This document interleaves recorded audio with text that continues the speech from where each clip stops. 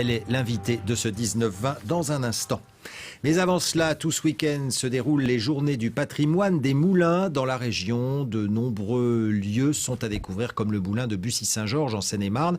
Il continue à produire et à vendre sa propre farine. Ces journées sont l'occasion de remonter le temps jusqu'au Moyen-Âge. Et Melun, justement, village, ville médiévale, cela ne saute pas forcément aux yeux. Pourtant, au détour d'une rue, au fond d'une cour ou bien d'une arrière-boutique, quelques vestiges du Moyen-Âge apparaissent.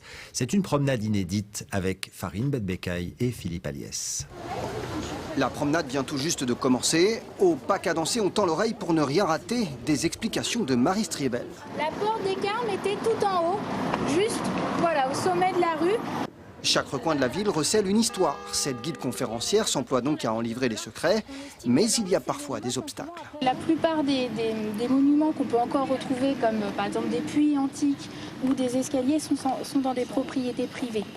Il faut donc arpenter les rues pour trouver une porte qui s'ouvre et justement, derrière la vitrine de cette agence de voyage, Ça devait faire vraiment partie soit des bas-côtés, soit d'une chapelle de cette grande église qui était dédiée à Saint-Jacques.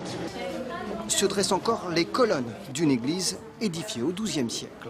Cette église, elle était juste ici, elle était quand même assez grande et vous aviez tout autour donc des dortoirs pour accueillir soit les voyageurs, soit les malades.